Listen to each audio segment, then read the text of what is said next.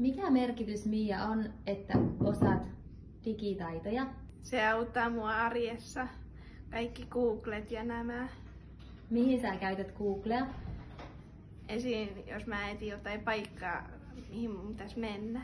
Oletko oppinut uusia asioita verkkohaltuunhankkeen aikana? Oon. Osaatko kertoa mitä asioita? Esim. Teamsia. Sitten kaikki nämä linkitkin on oppinut aika nopeaa. Onko ollut muuta hyötyä hankkeessa? On tullut uusia kavereita ja kaikkea.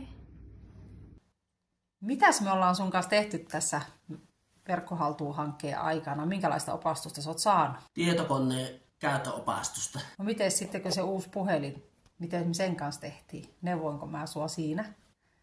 Hyvin neuvoit. Tilanne, että piti hankkia uusi puhelin, eikö niin? Joo, niin oli. Niin sitten mä ohjaajien kanssa katsottiin, että mikä puhelin kannattaa hankkia. Kävittekö te sen sitten ostamassa?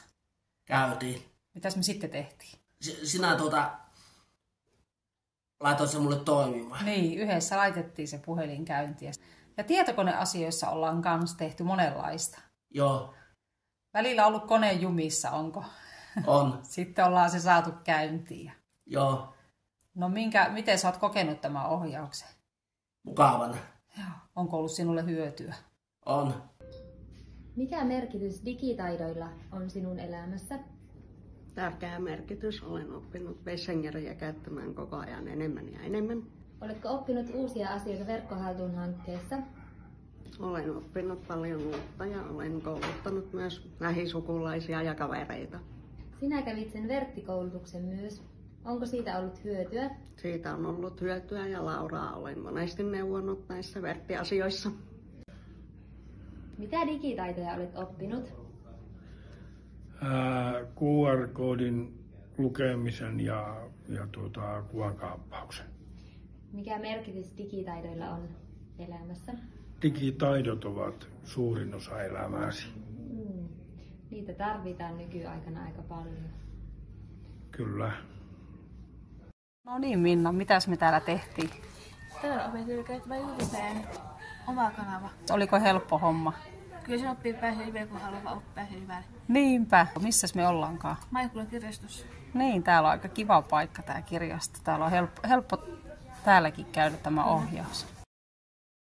Mitä sä oot verkkohaltuunhankkeessa oikein oppinut? Minä olen oppinut liittämään kaikki nuo kamerat siellä verkkohaltuunhankkeessa ja että saadaan kaikki näkymään. Niin näissä ryhmissä on. Niin. Kännykän käyttöä, ootko saanut siinä uutta oppia? Olen saanut siinäkin monenlaista oppia. Esimerkiksi, että pystyn kuuntelemaan viestit, mitä siellä on kirjoitettu mulle. Teamsiin menemisen, kyllä sähköposti on oppinut käyttää.